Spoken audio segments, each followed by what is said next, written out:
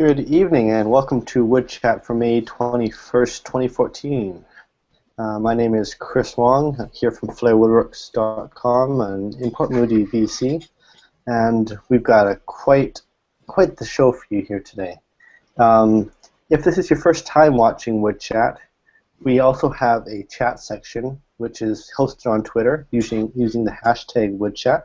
So just enter your comments on Twitter and include hashtag Woodchat, and then we will see your comments and we'll respond to them and answer any questions you have on air. If you're watching on Twitter, you can also follow the video. You can follow it on YouTube, and I'm going to post a link for everyone there, and you can also follow it on the Uppercut Woodworks page at uppercutwoodworks.com/woodchat/chatroom. And that's the best place because you can see the Twitter chat right next to the video. With me tonight, as always, is my co-host Scott Meek. How are you doing tonight, Scott? I'm good, Chris. How are you? Doing well, thanks.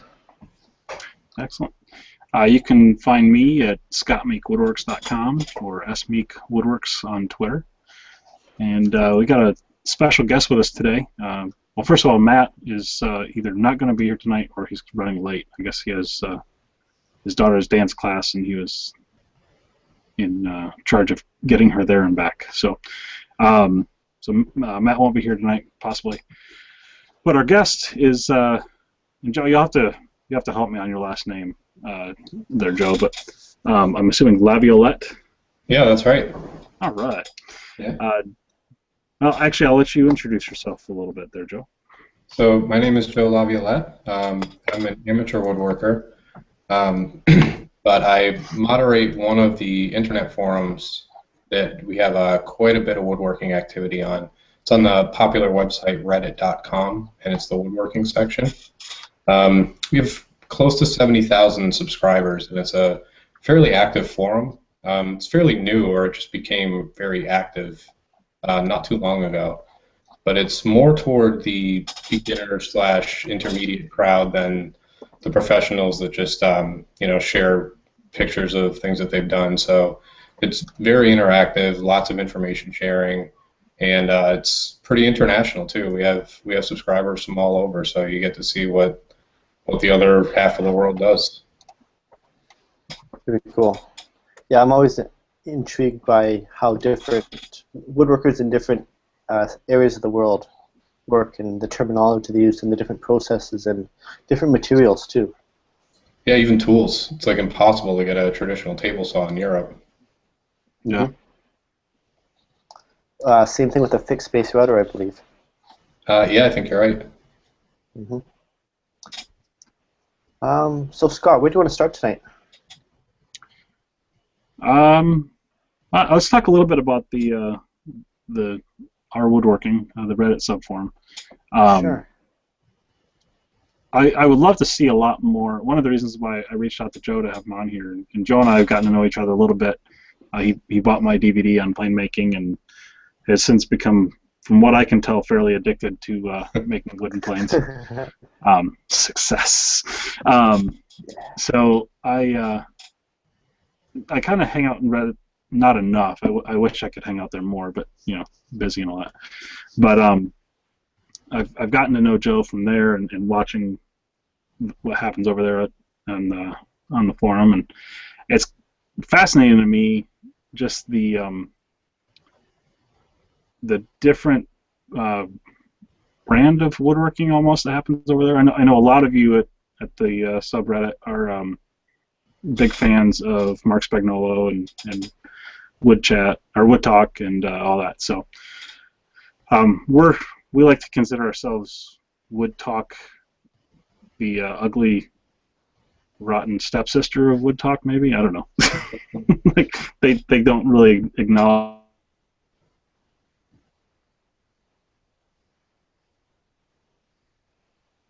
that goes on over at Reddit, and it's a completely different group of woodworkers, and there's a lot of tech people on there, of course, which I'm finding more and more. There's just a lot of techie people that get into woodworking, which is kind of fascinating to me.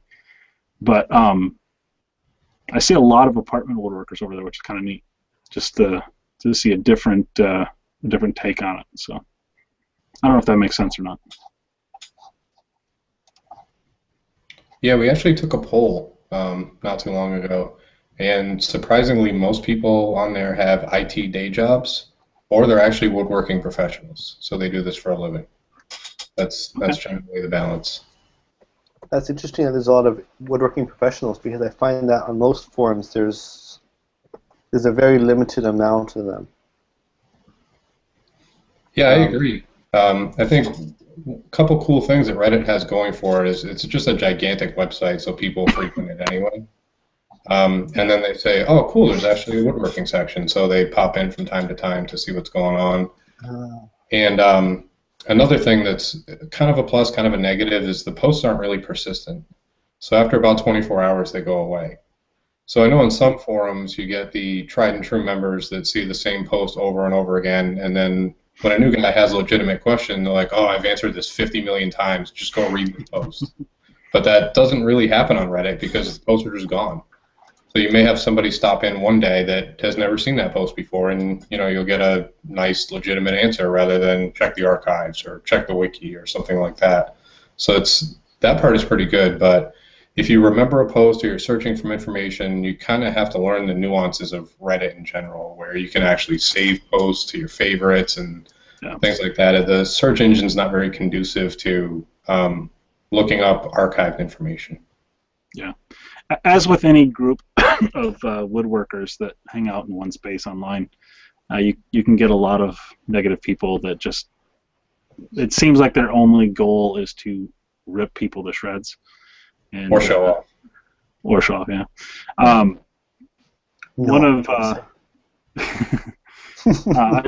I recently, like a couple months ago, put a post on it because I keep seeing these posts show up of, look at this new Rubo I built, and everyone oohs and ahs, and I got sick of seeing people say, oh, I wish I had a good workbench. They don't want to actually do woodworking, or I'd actually start doing something if I had the right tools. I see that comment over and over and over again, or some form of that, and it just started to really get to me. So I put a post showing what I had used for a workbench for the last 5-6 years, and it was my old outfeed table from my table saw. I've showed Woodchat that a couple times, but I was really excited because I've got a nice Rubo now, and I love it, and I wouldn't trade it for anything. But at the same time, I've made it one of my missions to get people over that hump of, I don't have the right tools, I don't have enough tools, I don't have the right bench. Enough saying you don't have the right anything. Just work with what you've got and start from there, and then add on as you need it. You don't have the right mindset. That's what they don't have. It's exactly that. So I completely agree. And the another demographic on the forum too, it's pretty spread out age-wise, but it tends to gravitate more, like you said, the apartment woodworkers and the people just starting out.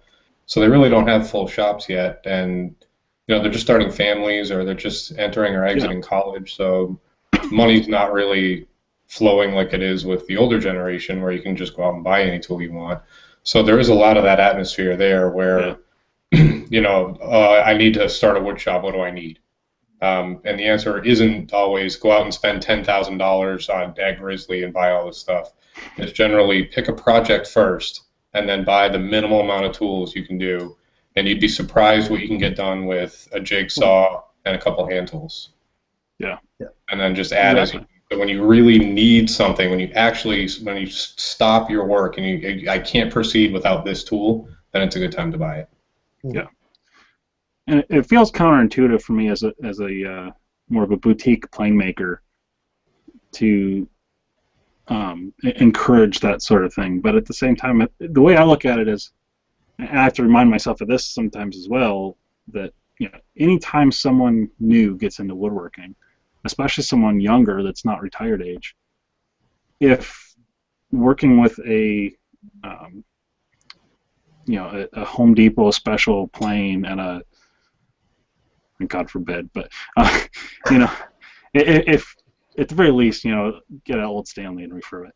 No, but if working with cheap tools develops a desire to do woodworking, eventually those people are going to see the boutique market and possibly become customers at that point. But you got to get them into it first. They got to make something that they appreciate and enjoy for themselves. Mm-hmm. The number of cat boxes and dog beds that are posted to the Reddit woodworking forum may outnumber the workbench posts, I think. But that's fantastic. Posted a beautiful dog bed the other day. I mean, yeah, full breeding rate. That's great. It was awesome. It's great. Yeah. So whatever gets people interested in it, and that's one of the big things. I don't care if you're making stuff with pallet wood.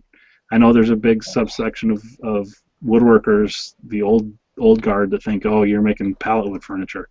You're not a real woodworker. No, BS. It's wood. Whatever gets someone interested in it is what we should be encouraging. So. Yep. And I've actually, that scenario you just mentioned, I've actually seen that happen. Where we have somebody that says, hey, I want to get into hand-cut dovetails. So they go out and buy a hardware store saw, and then they get good at it. And then they say, this saw just really good up next. And then we end up sending them over to somebody like Adria or Bad Axe, and they're looking for some more boutique stuff. And then, the next post is, my tool glowed, I got my Bad Axe saw today. So that actually does happen. Yeah. Gotta start somewhere, and then once you find an interest in it and a love for it, an appreciation for the tool and the quality of the tool, because it's hard to start off justifying a $200 handsaw.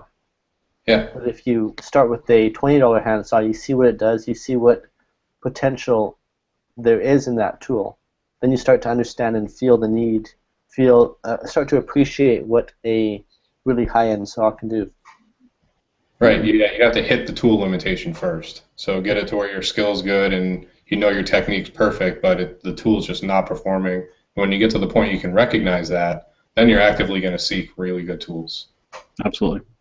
I've seen Mike Seamson has a woodworking school out in, is it Minnesota, I think? He does a demonstration where he cuts dovetails with a hacksaw blade and a screwdriver that he filed into a chisel. Mm-hmm. And they're perfect dovetails. So,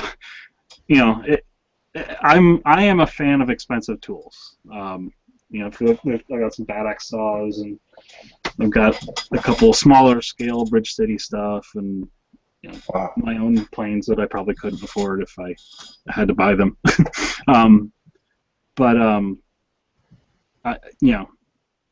I've put a lot of years into this, so I like to treat my profession and hobby at the same time with a little bit nicer things. But I didn't start with all that stuff when I got started. So, but hey, on Twitter, someone Robert Egbert asked what the web address was. I'm not sure which web address he's looking for. Either is it the Reddit or the chat room address? I'm not sure. So, Robert, if you're watching, let us know. I replied to him with both those addresses. Okay. Yeah. My feed is not updating very fast. So. Okay. The Reddit address again was Reddit. That's reddit.com/woodworking. Pretty simple. And I just have to say, because my Twitter is blowing up, I'm in Asheville, North Carolina, and I don't actually watch American Idol, but apparently our hometown guy, Caleb Johnson, just won, so congrats to the hometown Caleb Johnson guy for winning American Idol. I haven't watched a single episode, but that's kind of cool. Anyway, shall we move on to our picture design thing? You want to give a little background, Chris? Sure. Before we get there, just a comment from our friend Neil Kronk. He says he started out with a few low-class tools on a workmate and made acceptable stuff and slowly bought better tools as needed. Yes. And if you look at Neil's little avatar picture, you can see where he has gotten from his meager beginnings. Yeah. So that is quite the stool that he came up with. He's an award-winning stool maker now. Award-winning.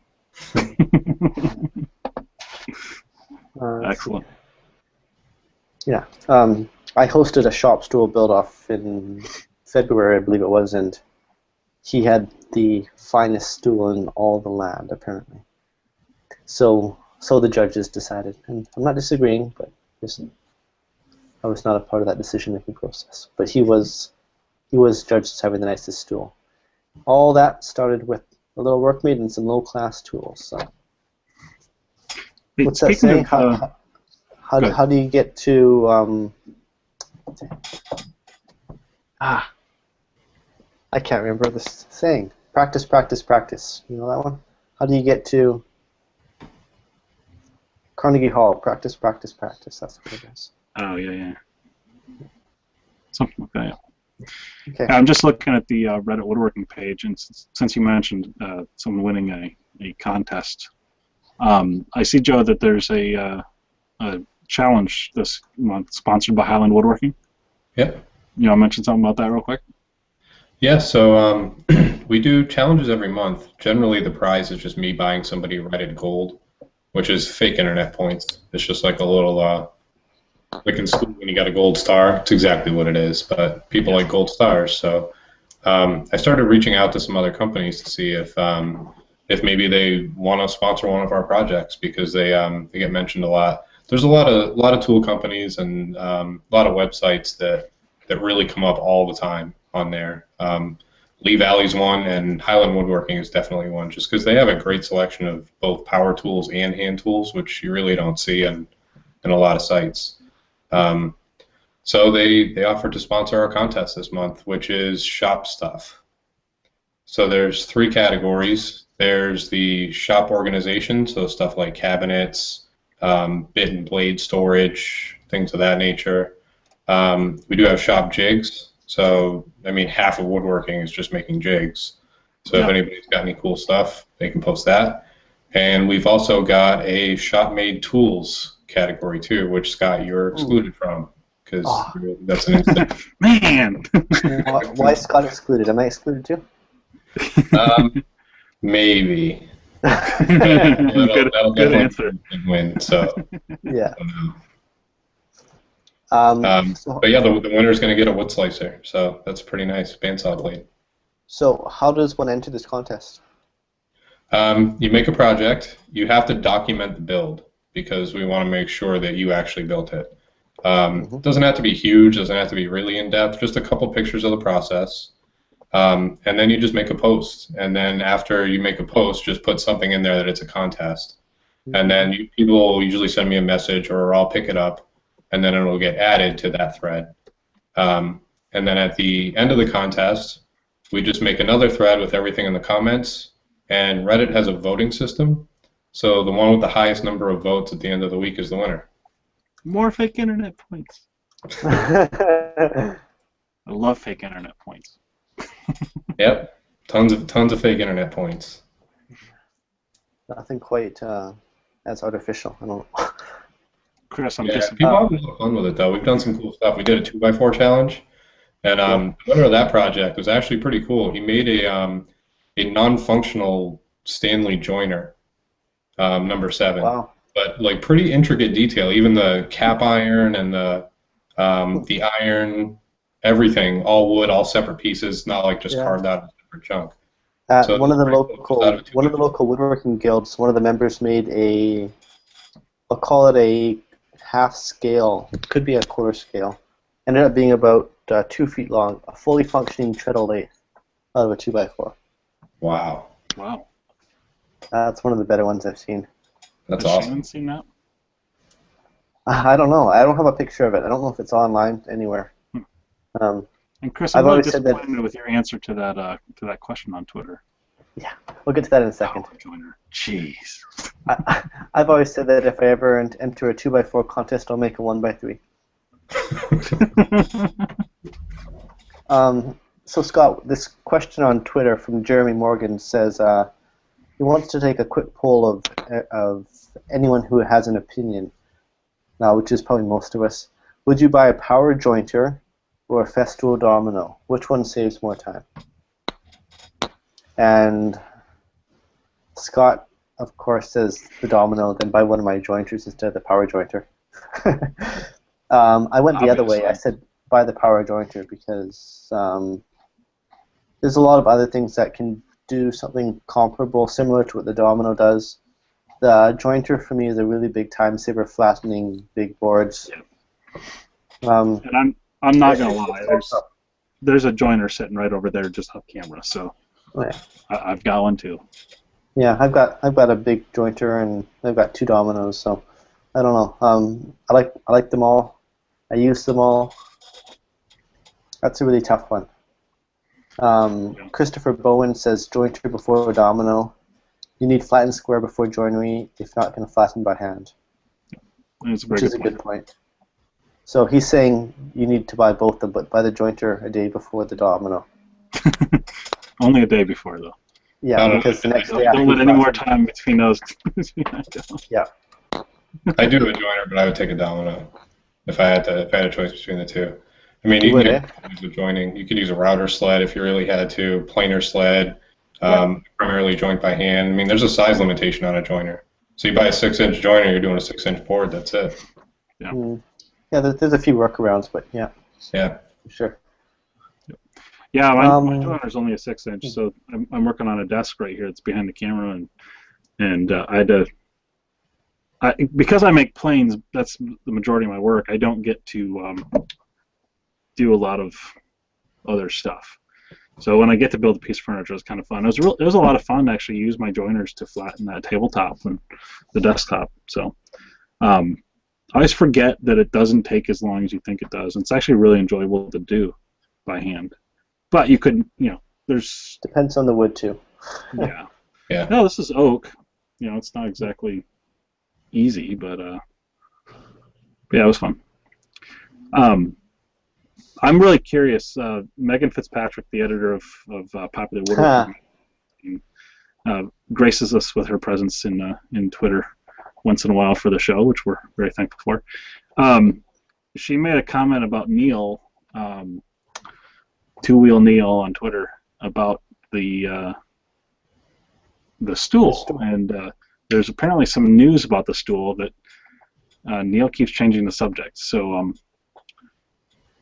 yeah, Neil, you're gonna have to fess up, man. What's going on? But while we're waiting for Neil, let's go ahead and move on to the design challenge. Did we lose Chris? Chris is still here. Oh, okay, I saw your mic muted and your. I'm hiding behind a question here. Oh, you're screen sharing. That's why I'm. Yeah. Confused. Gotcha. Neil wants to know. This is a question for Joe. This is a block plan that Neil made. He wants to know if this is a appropriate project to enter into your contest for making a hand tool. Yeah, definitely. As long as he's got some build pictures. Okay. That's the only criteria. I know criteria. he does. Go ahead and enter it. That thing looks awesome. There you go. So, get your tools. This is actually one of the prizes he won from his shop stool, his awesome shop stool. So. Oh yeah, he won the blade and the. Won the blade, yeah. From Rhett Fulkerson. From one of the nice blades, yeah. Formerly Nice Ash tools, now just Nice Planes, I think. I don't remember what he changed his name to, but. Okay. We have one more vote for the domino from Robert Egbert. Okay, let's get changing gears. Looking at the picture inspiration, which is the game that we've been running on Woodchat here for a few weeks now, maybe even a month. And how it works is we post a picture, and we're going to solicit ideas for pictures from everyone who's watching today for something to inspire the next week's design challenges, or designs rather. This is the one we picked last week, and it features this pyramid art installation hung in this massive entryway with these great arches. And we determined this was in Vancouver somewhere, correct? The artist was from Vancouver. The artist was from Vancouver. I'm not sure if this is in Vancouver. Anyhow, our task was to look at the picture and draw some inspiration and come up with a design based on something we saw in here. I believe the three of us on the video here have come up with the design. Is that correct? Yep. Okay. And I think I saw a couple other designs on on Twitter. I think that who did I see? Christopher Bowen had one, I believe, and I might have seen another one too. Go back and find them. If you're listening and you've got a design, let me know. Make sure I do find your design. Who would like to share the design first? I'll go first. Scott, if you guys want me to. Go first. Okay. Let me Okay. find where I got them here. All right, so this one what's that? I haven't seen your design yet. Did it go across Twitter and did I miss it? No, I have not posted on Twitter yet. I'll screen share here first, and then I'll post it. So I kind of went back and forth here. Oops, wrong way. Oh, come on. I'm gonna do that on me. Hold on. Technical difficulties. Wouldn't be Woodchat if not for I technical just want to open these two. Oh, great. That means So while Scott's figured that out, Neil has announced on Twitter that after the shop stool build-off, Chuck Bender, who's with Popular Woodworking, of course, emailed Neil with some questions about his stool. They went back and forth, and eventually Chuck asked Neil if he'd be interested in writing an article for Popular Woodworking about the stool. And he says the contract is in the mail. So you can look for that article coming out in a future issue of Popular Woodworking. Probably a few months down the road at least, if I know woodworking magazines.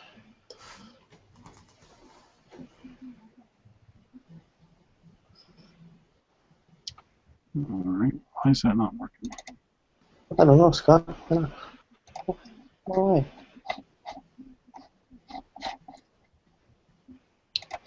So I've got a design from Christopher Bowen as well.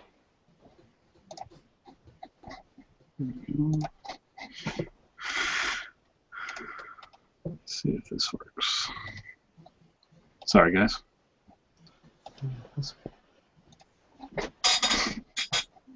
Okay, there we go. It wasn't letting me rotate the pictures. All right, turn on screen share again.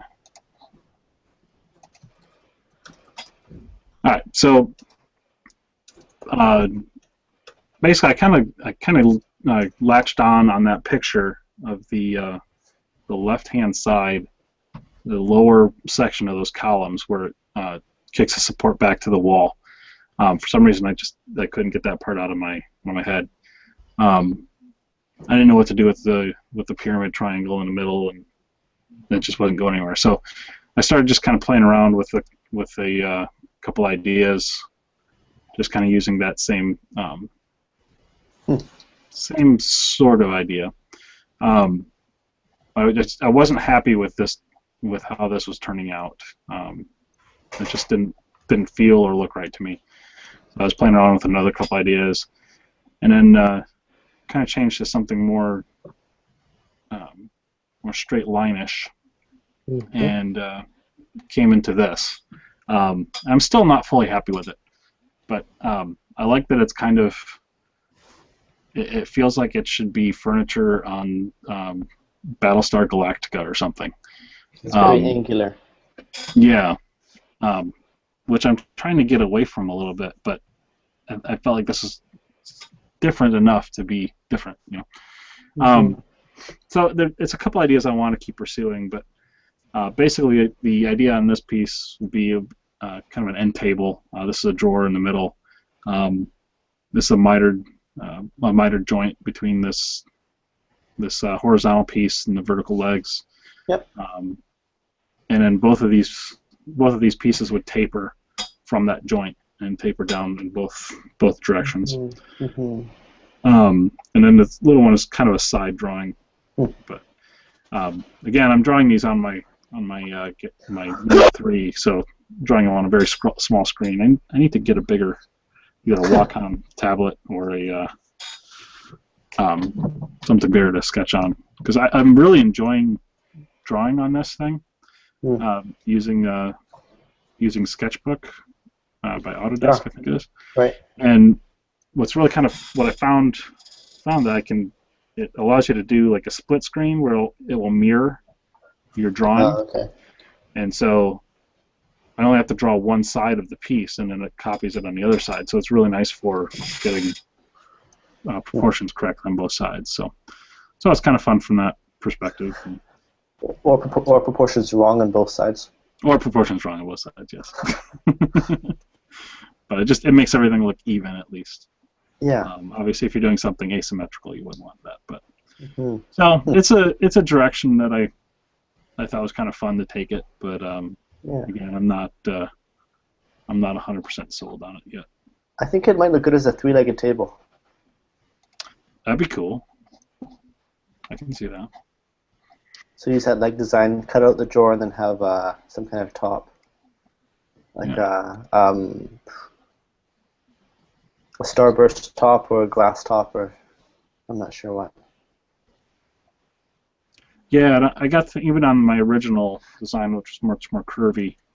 I started thinking a glass top would be even better on that because you could really, you'd show off the all the curves a lot more than if you had a big flat top on top of it. So, if you have any I'll tweet questions a picture of it. Okay. If you have any questions or suggestions for Scott, you can let us know on Twitter. We'll read them out.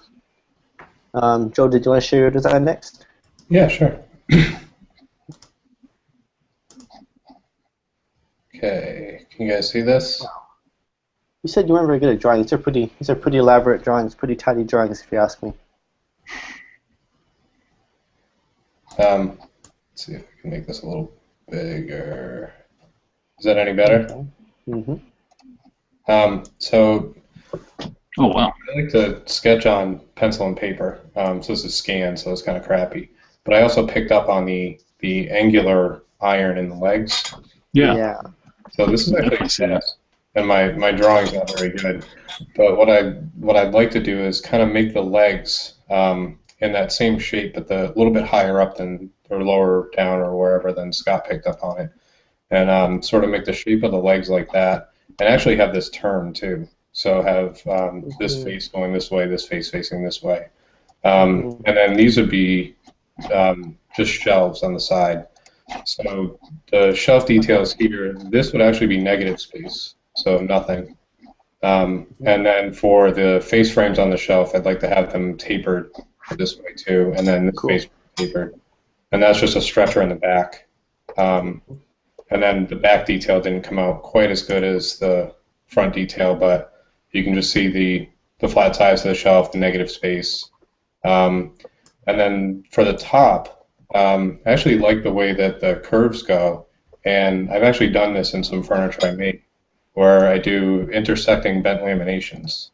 So I'll cut some 16th inch veneer strips, and use 4 of them and just route out with a 1/4 inch bit, just a whatever shape it is, and then inlay them or actually laminate them so they intersect. Then put a 60-degree chamfer on the bottom to keep the top 8/4, but the chamfer keeps it looking a little bit lighter. And that's basically about it. I really couldn't figure out how I wanted the sides to look. So I was thinking about making a solid piece, but with the negative space, I'd want some light to show through there. So I'm not sure how I would get the sides. This is something that I normally would just try and build. When I do my designing and stuff like that, I always say I design in pine and plywood. Just kind of sketch out a piece at a time and then take it to the wood and see what happens. Neil's reaction is, ooh, I like it. He likes your design. It looks organic and alien-like. Yeah, it definitely does. I left the curves in the top because the arches on the ceilings are curved. I kind of ignored the triangle a little bit because that's kind of obvious, but I did incorporate it slightly the way this is, although in the picture it doesn't show up at the stretchers all the way to the back of the table, so you won't see it in the front. It'll be all solid. And then the curve on the top of the ceiling, I just wanted to put in the top of the table. I think something like this would look good in walnut. So is this a desk, I guess? Yeah, this is a desk. Okay, for a single person. Yep. And how wide is the top, do you think? I would say 6 feet. Okay, how deep, front to back? Um, let's see, 6 feet. So whatever golden ratio works out to be. So probably like 2 three and feet-ish. 3.5 feet, somewhere around there. Okay. What I'm seeing is that these compartments in the front, the three on the left and the three on the right, they're quite deep. And it appears they're also blocked off from the other side, looking at your picture above here, your drawing above. So maybe you might leave them as through passageways to keep that open feeling, or else use drawers from both sides. Yeah, I was actually thinking about putting drawers, or I was thinking about doing doors and making this Okay. sort of a obscenely complicated Raylan style setup. Okay. Well, that's nothing. Yeah. Yeah, hinging it would be a little bit interesting because you have the top that would probably be in your way when you hinge it. Yeah. That would be a trick. Yep. I'm thinking of insanity too for anyone following along. You're talking about having it open from the end view, from the left or the right view, I guess. Yeah. Which is difficult if you're using solid materials. I kind of thought when you mentioned that about using like perforated steel plate or perforating it anyways, making it out of a lattice or something with holes in it to maintain that sense of space. Yeah, that's actually a good idea. My only concern there was it ended up looking like a pie safe, but if you could find something. Well, I think it looks sufficiently different from a cabinet that it won't be confused with a pie safe. But Very true. Yeah. I see. Yeah, that's actually a good idea.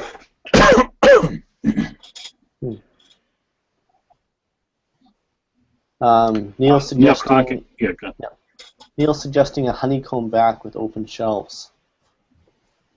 Okay. It's an interesting idea as well. Yeah.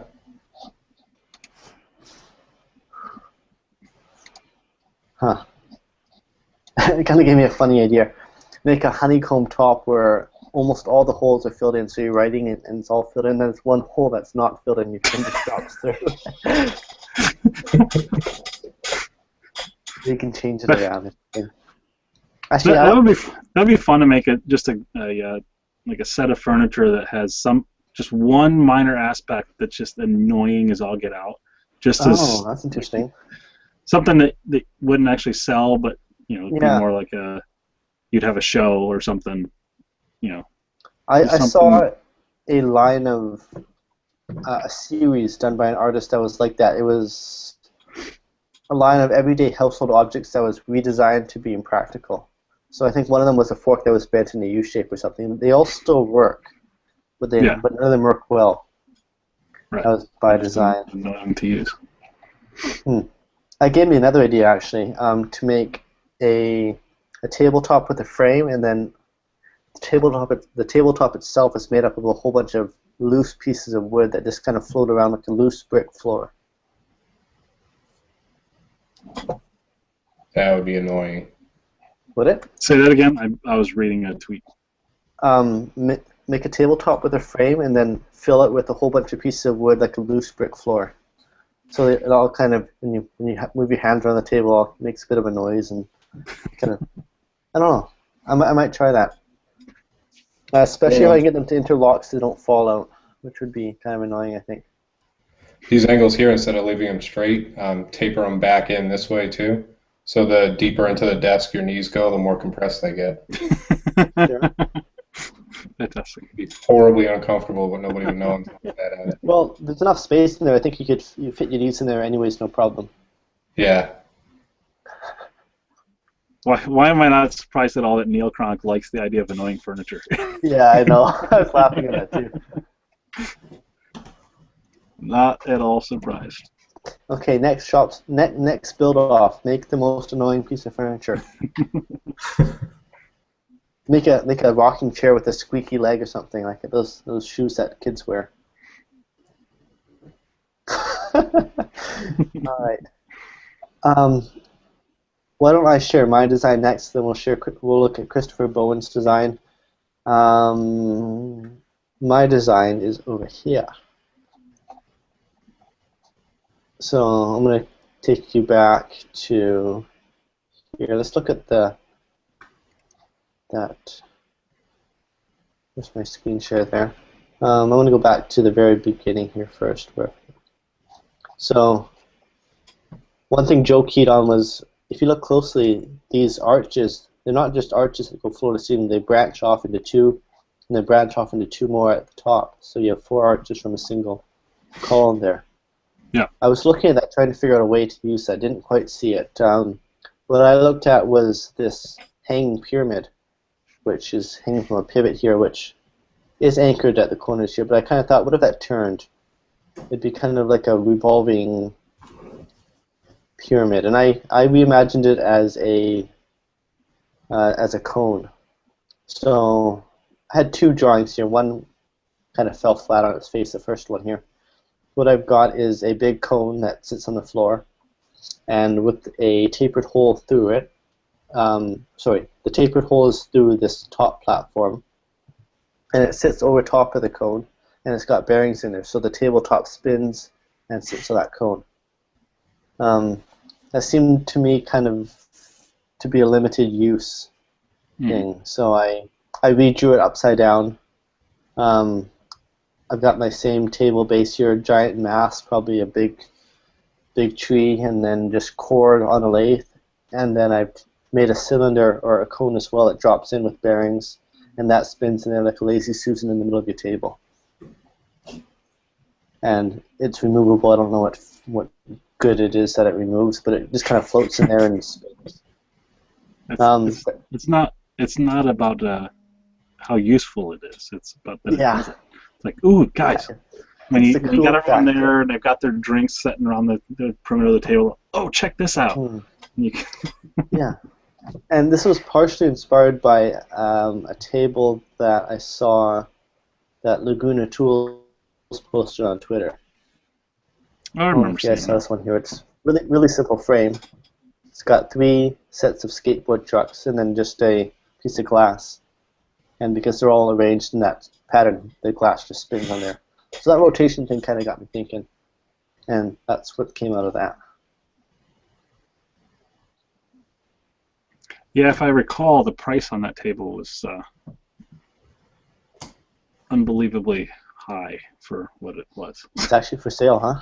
Yeah, I think it was on Design Milk when I first saw it. Okay. Wow. All right, so that's my simple design, and with my quick but hopefully effective sketches. So the good thing about that cone there, it's removable. There's a good upsell opportunity because you could just make them out of different species, sell them as accessories. Yeah, different cones. Yep. For different seasons. Yeah. You could partner with some artist that would have a little sculpture that mounts to a cone, and you could sell it as a different centerpieces. There you go. If I took this top one as well and didn't have the point come through and just had this sit up higher, I could have a swiveling stool as well. Oh, Megan's got the winning idea. Line the cutout with zinc. Keep your drinks cold on ice as needed. How come all my designs turn into ice bowls? My big table turned into the void in the middle turned into an ice bucket hole, and because we all like to drink. Yeah. That's why they keep doing Oh, yeah. Woodworkers are a bunch of lushes. Don't you know this? All right.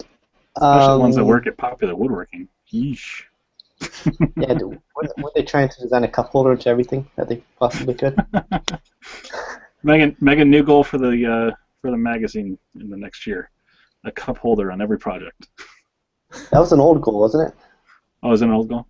I remember. I think Chris was saying something about they took it too far. Someone said that they took it too far with this project, and then they kind of just gave up with that there. Robert has a comment here. He says, "I like it a lot. Maybe make the top float." And yeah, I can float on the ice melt from the... Yeah. Ooh, yeah, have a floating cone. Not an ice bowl, a drink table. Yeah. So the cone is just one big cone of alcohol that you all have a straw, and you like one of those. I don't know. I like the shape of this table. I like the mass and the feel of it. Kind of makes you want to get a big lathe and make it. With the right, like burl crotch or something, you could cut that out of it. It could look pretty sweet. Yeah. Or also the stump of a tree. If you invert it, you could probably get it too. Yeah. Cool. Okay. So out there in Twitterverse, is anyone else got a design that they worked on this week? Christopher Bowen's got one here. Okay, I missed that. His, I don't know. I'll just show it to you.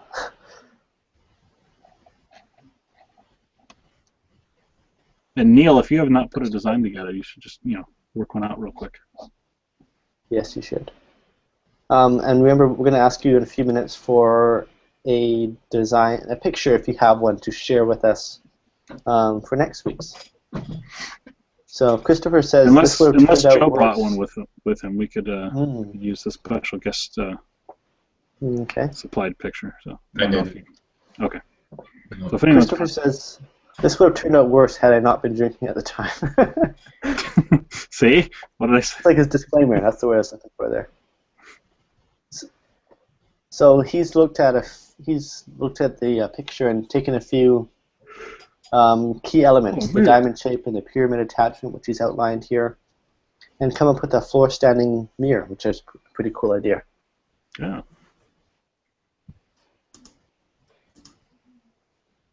Cool. So I take it. I think the mirror has two pivots here. It floats, and it's not attached to the bottom here as it appears to be. And this back here just gives it the third point of stability, so it doesn't fall backwards. Right. And he's got a pyramid whatchamacallit at the top here. I guess you could hang a necklace there or something light. And then diamond shape, and he's got the pivots for the mirror to allow it to tilt forward and backwards. Nice simple design, I like it. Yeah, I could see a wicked witch looking into that, asking who is the most beautiful on the land or something.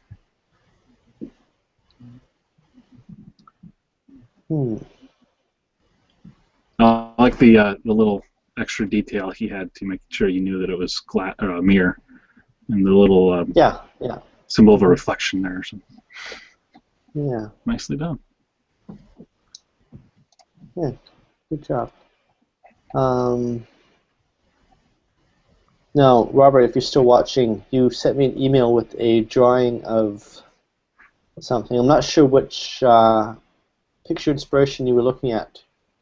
It's not clear to me, the inspiration, when I had a look at it there. I'll bring that up here in just a second here, and we'll have a look anyhow. Apparently he's doing quite well with this. He's got it listed on Etsy.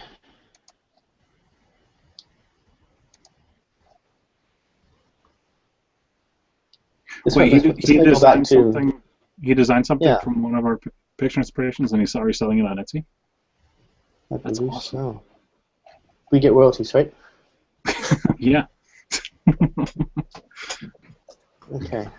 We won't be like a gallery. We won't take 50%, but we will take 35%. Okay. Come on, work with me here.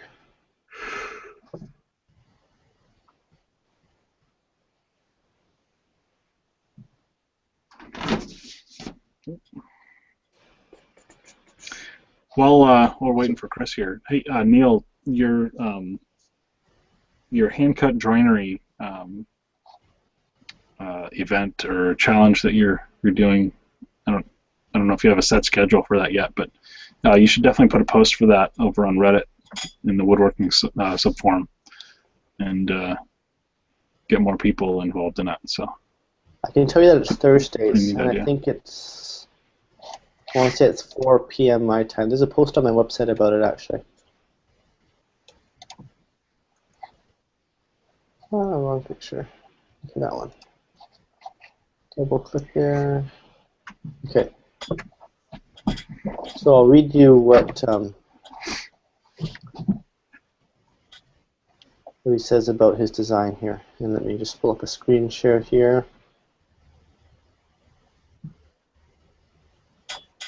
Okay. So this design, let me just go back and find his post here. So this is from Robert Egbert, Sandhill Woodworking, at SandhillWW on Twitter. And he describes this as a rack jack. It's for grabbing the rack in your oven when it's too hot to touch. So the little hook drops over the grate, the rack of the oven. You can pull it forward, and then the notch in the back you can use, or the other notch you can use just to push it back in. He's made 4 of them, and he's selling them on Etsy. So that's a pretty clever and practical idea. Yeah. Very cool. Robert, I'd love to know which. Yeah. I'd love to know which picture inspired that. Yeah, it's not clear to me which of the picture inspirations, the 5 that we've had so far, what inspired this. So when you let me know, I will post it up on my website. Yeah. Hey, we've got a question for Joe from Megan. It says, Woodchat question for Joseph, if time allows. When folks post on a woodworking subforum, do they retain rights to their text, images, and designs? No, they do not. It becomes public domain at that point. Okay. Good to know. So we are looking for a Woodchat design, or a picture inspiration design for next week's. So if you've got one, send it to us on Twitter. Drop it into Twitter using hashtag Woodchat. You know what I did today, guys? I had a presentation by the Wera rep. Wera, if you're not familiar, is a manufacturer of, probably one of the biggest manufacturers, the most specialized manufacturers in fastening, screwdrivers and wrenches, that sort of thing. And I was looking through the catalog, and they've got pages of bits. They got specialty bits for like all the security bits. They've got stainless steel drivers. Just really well designed and an incredible range of products. And in there I found this tool here. Let me just kind of like you have screwdrivers, more screwdrivers, and then out of nowhere we find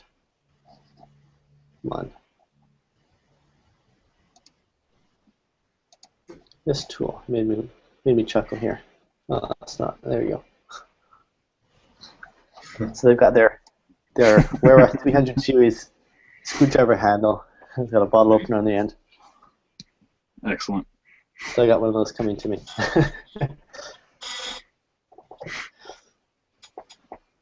Okay, so we have a design coming for the picture inspiration coming from Neil. He's uploading the picture now.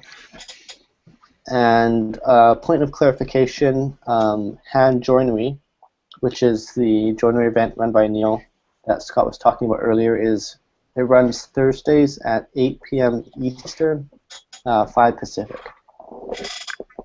And each week there's a different joint, and you start with the basic one, then work up with a more difficult one, then more difficult, and then it ramps up to increase your ability over a course of several weeks or maybe more, and then he'll move on to a different type of joint and then start at the beginning again.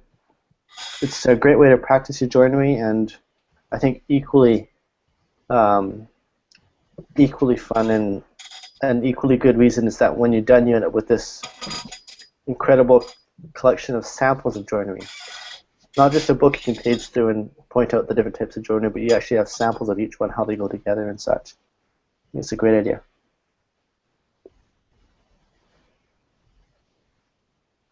You guys know what stink bugs smell like? Have you ever Yes. smashed a stink bug? I'm getting the overwhelming smell of. We have stink bug infestations here, and in Asheville, and I'm overwhelmingly smelling one right now, and I don't know where it is. It's making me not happy. Anyway, sorry. That reminds me of Garth's shop. My partner at Time Warp Toolworks, he had to shut down his shop for I think 2 days or something because he had a dead rat or a dead mouse or something. Couldn't find out where it was. Tore the whole shop apart. Found it inside of a power bar. Inside of a what? Inside of a power bar. Gross. Yeah. Like in the wrapper? Like it was Inside the casing, I guess. Yeah. All right. Yeah. Interesting. Hey, there's Neil's design. Okay. Okay, this is not a picture for inspiration. It's another design based on the pyramid, the floating pyramid one. Wow. And I'll screen share this one here, Scott. I've got it. You got it? Okay. Yeah. It says my quick design upside down pyramid side table with mitered plywood, with mitered pyramid with glass top. Display stuff inside. Cool. Okay. So the pyramid comes down from the four sides of the table to a point in the center. If I'm reading it correctly. And you can put stuff inside the pyramid with a glass top and show it off.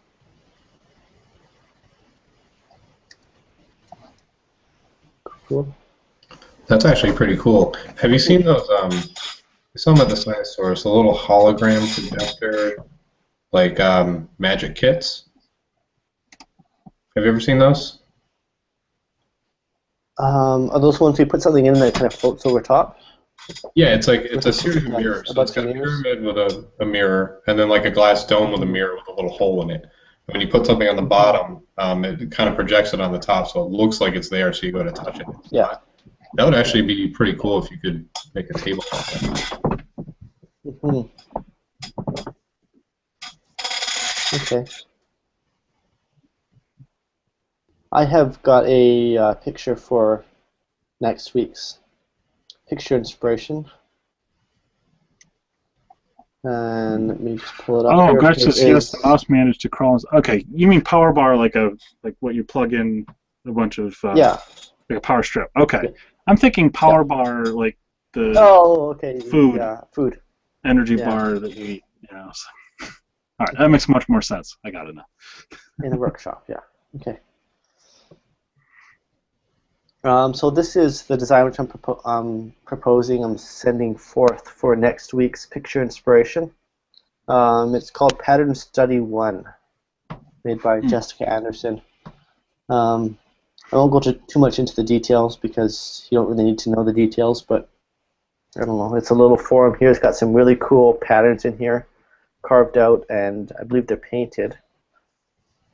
I'm not sure how they were done because some of them are quite deep, but it's very interesting anyhow. This will be posted on my website at flairwoodworks.com, and the exact site is flairwoodworks.com/woodchats-picture-inspiration. You can find it up top in the menu here. I'll show you right now. We can go to find the designs. My website here, under Community, Woodchat on Air, and then Picture Inspiration here. Oh, that takes you to a page like this. I was trying to find that the other day. I didn't think explains all the rules, and then it shows the past designs we've worked with here. And I will get this one uploaded as number 6, and we will be back next week to discuss the designs we've created. Now, is that cheating that we're using an already built piece of furniture as design for other pieces of furniture? Absolutely not. Excellent. If you think that is, then... Am I still screen sharing? Grief. Yes, you are. I want to do that. Any final thoughts, guys? No, I just want to say thanks for having me. It's a lot of fun. I'm definitely going to check this out in the future. Excellent. Make it a part of my woodworking rounds. Perfect. Good stuff. And the videos for Woodchat are always posted. If you don't get to watch it live, they are posted on the Woodchat YouTube page, and so you can also get caught up on past ones. Yeah, the live interaction's awesome through Twitter. That's a really good idea. That's something you don't see very often. Yeah, it's kind of fun. Yeah. Lets people Definitely ask is. questions, and not always seamless, but No. That's what happens with live TV, right? That's you get all kinds of stuff. we have not had any wardrobe malfunctions as of yet. But watch long enough, and I'm sure one of us will be drunk enough to. All right. And with that, I think it's a good place to wrap up. This has been Woodchat on air for May 21st, 2014. We catch every week. We do this every Wednesday at, what time do we do this at? 10 p.m. Eastern and 7 p.m. Pacific. Runs for an hour. You can catch our past shows on our YouTube channel. Our username there is Woodchat on air, one word. And you can check us out on Twitter, #Woodchat. If you have any questions or comments, want to have a subject that you want us to talk about on the next show, or a question you want answered, or a problem you want us to help you with on design, or anything, drop us a line there over on Twitter, and we will do our best to answer your question and help you out. And please check out the picture inspiration game. Check out the picture and come up with the design and bring it to us next week. We will see you then. And one quick thing on the designs: if you have any sense of feeling bad about your quality of design, just look at the last design we just shared by Neil, and don't feel bad. No offense, Neil. It's just Wow. that's totally acceptable. It's just a quick sketch on a piece of paper. Yep. Simple, quick sketch. As long as it conveys the idea, that's what we're after. Yep. Not looking for works of art here. Yes. All right. Good night, everyone. Good night. Night.